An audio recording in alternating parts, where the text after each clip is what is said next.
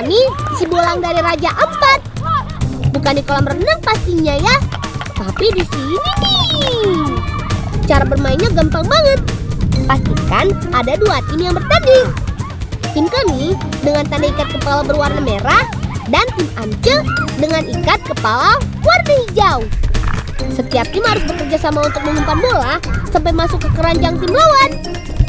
Siap, Carlos? Tangkap bolanya! Ayo! Hore! Berhasil! Tim kami menang 1-0 atas tim lawan. Tahan bolanya, teman. Jangan sampai lawan lolos. Bisa-bisa mereka mencetak gol dengan mudah. Kami anak-anak pulau sangat gemar bermain air. Kemampuan bergerak lincah di dalam air adalah salah satu ketangkasan yang kami miliki. Ayo bersiap. Sony, tangkap bolanya. Dan masuk. 2-0. Selamat datang di rumah kami. Distrik Kofiau, Kabupaten Raja Ampat, Provinsi Papua Barat. Nenek moyang kami adalah suku Beteu yang berasal dari Pulau Biak. Rumah kami berjarak sekitar 160 km dari kota Sorong ke arah barat. Siang ini kami mau berburu. Aku mau cari posisi yang tepat dulu nih. Biasanya di perairan pantai berkarang dengan kedalaman kurang lebih 2 meter, di situ tempat lobster bersembunyi. Ini tempatnya. Stop, Sony. Di sini udang banyak yang tinggal di sini. Nanti ketemu lo ya. Iya. Hati-hati Wulan ya. Iya. Jangan kasih rusak parah. Iya, Kakak. Lobster atau yang sering kami sebut amut memang hidup liar di sini. Aku dan Carlos akan mencoba menyelam untuk mendapatkannya. Kami sengaja melakukannya pada siang hari karena cahaya matahari sangat membantu penglihatan kami di dalam air. Kata kakak, adanya lobster ini menandakan laut di tempat kami tinggal masih bersih loh. Karena udang jumbo ini jarang ditemui pada perairan laut yang tercemar. Menangkap lobster di laut tidak boleh sembarangan, teman. Tetap harus memperhatikan kelestariannya. Kita tidak boleh menangkap yang masih berukuran terlalu kecil. Nah, menangkapnya kami menggunakan warjam, yaitu alat jerat yang terbuat dari tali pancing dan batang kayu. Ujung tali dibuat simpul untuk mengait kaki atau sungut si lobster. Wah, Carlos berhasil. Aku tidak boleh menyerah.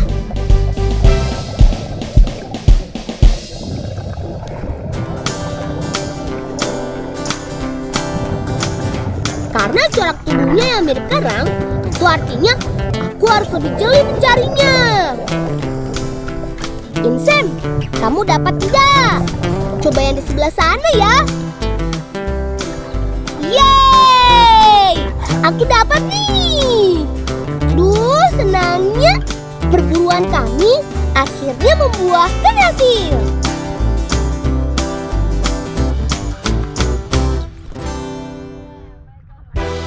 Kakakku memang paling tahu apa yang ku mau. Kakak akan membuatkan menu istimewa dari lobster. Yup, lobster kuah pedas khas Kofiau yang dijamin lezat. Mau tahu rahasianya tidak? Daging lobster rebus dikeluarkan dulu dari cangkangnya. Bolang, jangan kasih rusak cangkangnya. Nanti dipakai lagi. Iya, Kakak. Bumbu yang dipakai sederhana kok. Cukup bumbu dapur seperti bawang putih, bawang merah, cabai dan tomat. Kata kakak, bumbu-bumbu ini bisa membuat masakan menjadi lebih sedap.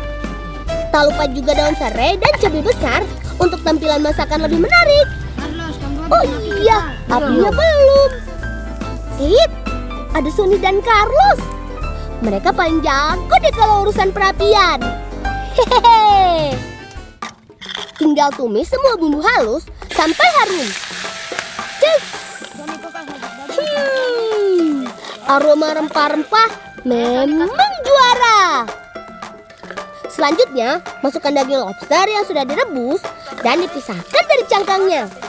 Tinggal tunggu matang deh. Sabar ya teman-teman. Hehehe. Oh iya teman, saat menumis bumbu, aroma kuat dan menyengat dari cabai. Biasanya semakin pedas masakan, akan semakin keras aromanya. Untuk menguranginya, bisa dengan menambahkan air. Selain itu, air juga akan membuat bumbu tidak gosong. Aduk-aduk sebentar dan tunggu sampai matang.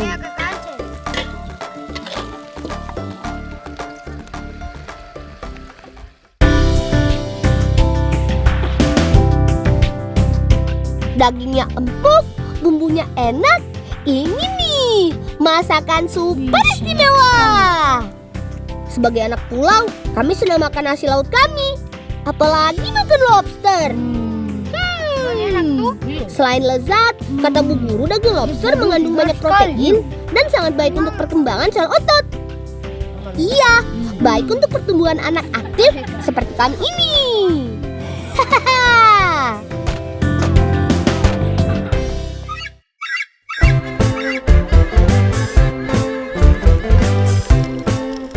Bukan rahasia lagi kalau Laut Raja Ampat menyimpan banyak potensi. Salah satu cara aman untuk melakukan perburuan ikan adalah menggunakan panah dan pancing. Seperti yang sedang aku dan Sony lakukan sekarang.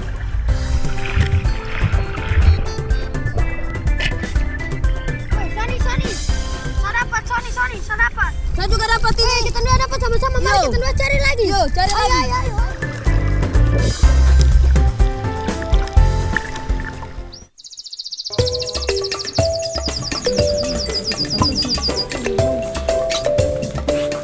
Hari ini kami punya tugas membantu Tanta di dapur. Sudah ada ikan segar dan ada ikan rebus. Coba tebak, kami mau bikin apa? Ayo!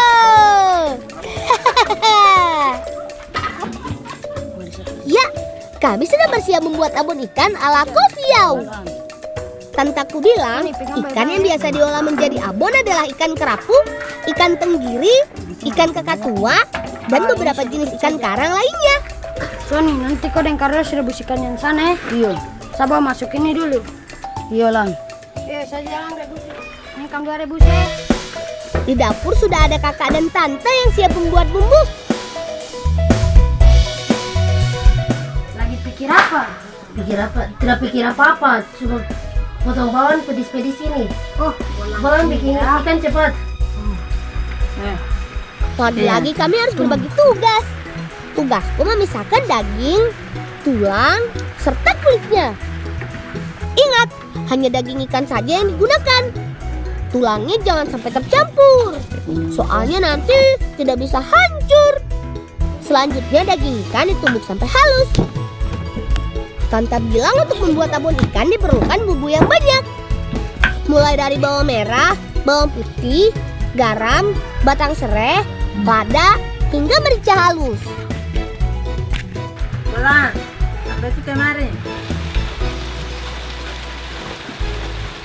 Tante sudah mau kasih masuk bumbu kah?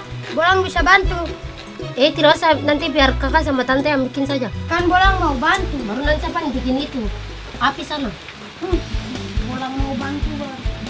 Tantaku juga menggunakan lengkuas untuk menambah cita rasa. Lengkuas yang sudah diparut akan menghasilkan rasa pedas ringan yang menghangatkan. Setelah semua bumbu siap, daging ikan yang sudah halus selanjutnya diadon menjadi satu. Tak lupa ditambahkan garam ya. Satu lagi yang tidak boleh lupa, jeruk nipis untuk menghilangkan aroma amis pada daging ikan. Baru deh, daging digoreng dengan minyak yang banyak banget. Proses penggorengan memerlukan waktu kurang lebih 1 sampai 2 jam.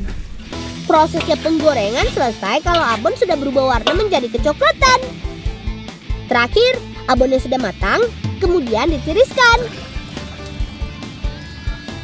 Karena tidak ada listrik di desa kami, alat pres tradisional inilah yang berfungsi untuk memisahkan minyak dari abon. Ayo, tindis kuat lagi. Ayo, kuat. Ayo kawan, semangat! Tiriskan minyaknya. Tekan terus.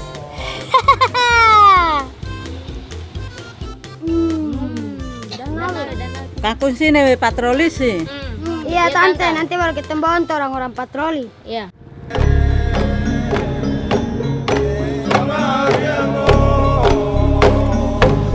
Sekarang waktunya kami beristirahat sejenak sambil menikmati bekal makanan. Tante membawakan kami minuman panas, terima sagu kasih. lempeng, dan abon ikan untuk bekal makan kami. Bolang, tante kamu pintar bikin abon nih. Abonnya enak sekali. Saya macam mau makan banyak kah? Saya juga. Bagi kami orang Indonesia Timur, sagu adalah makanan pokok. Fungsinya bisa jadi sama seperti nasi bagi teman-teman di daerah lain. Sagu lempeng paling enak dimakan bersama dengan teh atau kopi hangat. Apalagi ditambah dengan abon ikan. Makin gurih deh.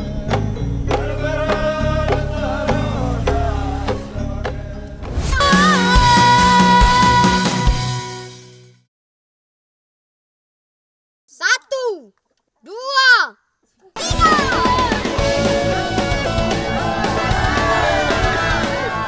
Sabar, sabar. Semua pasti kebagian. Teman, berkunjung ke daerah timur Indonesia tak lengkap rasanya kalau tidak mencoba makanan yang satu ini.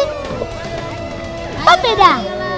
Yap, makanan khas yang terbuat dari olahan sagu ini mempunyai tekstur yang unik, yaitu kenyal dan lengket seperti lem. Karena sifatnya yang lengket, kita membutuhkan alat dan cara khusus untuk mengambilnya, yaitu sepasang sumpit yang kami sebut dengan gata-gata.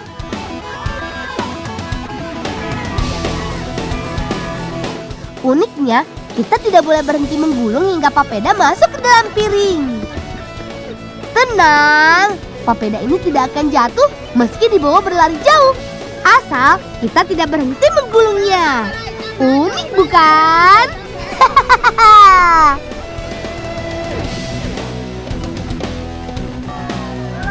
Siapa yang mau colo-colo?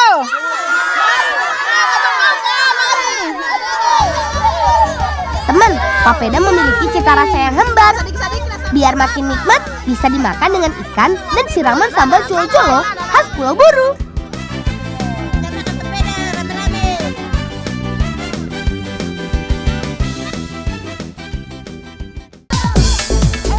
Teman, ini dia Sungai Wailea, sungai jernih yang ada di daerahku. Daerah kami sekarang sedang dalam puncak musim kemarau. Salah satu sumber mata air yang masih bertahan adalah Sungai Wailea ini. Hutan di hulu mata air sungai ini masih terjaga, sehingga masih mampu menyimpan cadangan air untuk kami. Selain berenang, di sini kami juga bisa memacu adrenalin dengan loncat dari sisi tebing. Tenang, kami sudah biasa melakukannya. Yuk, jaga hutan Indonesia.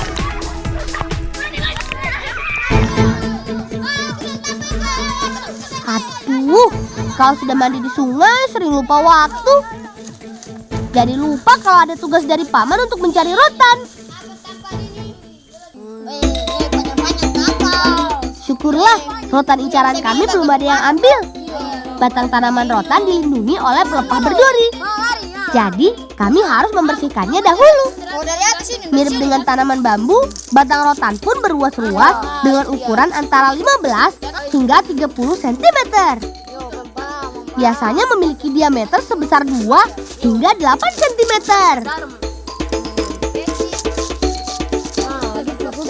Aku jangan mau dari tadi sedian kali ini. Beta aus dari tadi pas kata lari. Beta semua air. Tenang Ojan, kata paman, ada beberapa keunikan dari rotan. Apabila batangnya ditebas, maka akan mengeluarkan air. Jangan lupa tebas di kedua ujungnya ya. Teknik ini biasa digunakan oleh para petualang untuk bertahan hidup di alam bebas.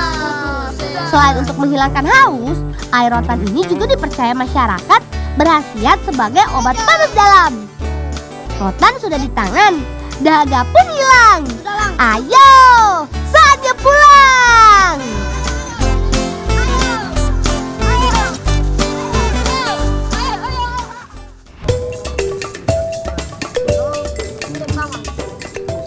Teman, Rotan yang kami ambil tadi mau paman pakai untuk membuat papu walu, yaitu memasak labu kuning atau walu dengan cara tradisional menggunakan uap rotan. Penasaran cara masaknya seperti apa? Simak baik-baik ya. Pertama, gali lubang di kedua sisi. Karena kami akan memasak 2 buah labu kuning, aku dan Gusti masing-masing akan membuat 1 lubang untuk mengubur buah labu kuning. Sementara paman akan membuat 1 lubang lagi untuk membuat api.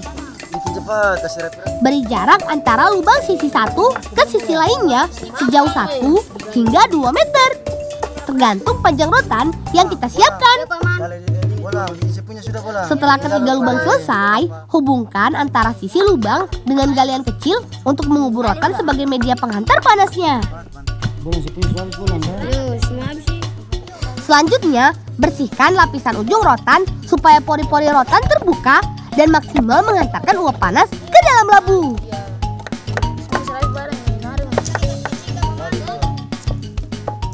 Sambil menunggu bara apinya jadi, aku harus membuat 1 buah lubang untuk memasukkan ujung rotan ke dalam labu. Lubangnya tidak boleh terlalu besar dan tidak boleh terlalu kecil. Sesuaikan dengan ukuran rotan. Sebelum dikubur, bungkus labu kuning dengan daun pisang dan sisakan bagian lubang untuk memasukkan ujung rotannya.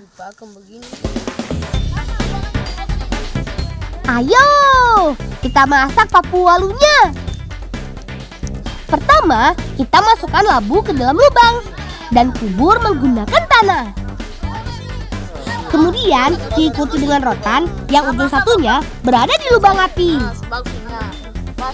Kata paman, rotan mempunyai rongga pori-pori yang cukup banyak di dalamnya. Selain itu, rotan juga menyimpan cadangan air di dalam batang. Saat ujung rotan dipanaskan, maka uap panas akan menjalar dan masuk ke ujung lainnya. Nah, uap panas inilah yang akan mematangkan labu kuning dari dalam. Sementara bungkusan daun dan tanah yang menutupi labu dan rotan berfungsi untuk menjaga supaya uap panas tidak keluar. Kita tunggu sampai labunya masak ya. Cara memasak seperti ini dilakukan nenek moyang kami saat bertahan hidup di dalam hutan. Setelah 2 hingga 3 jam, labunya akan matang seperti dikukus.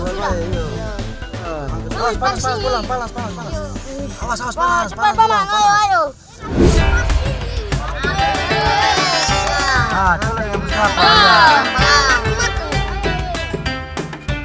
Nyam! Sudah kebayang kan rasanya? Labu kuning mempunyai tekstur yang lembut dan rasanya sedikit manis. Ditambah parutan kelapa yang gurih membuat lidah terus bergoyang. Kata Bu Guru, labu kuning mengandung nilai gizi yang tinggi. Dari vitamin A yang baik untuk kesehatan mata, sampai vitamin E yang baik untuk kulit, hingga kalori karbohidrat sebagai sumber tenaga.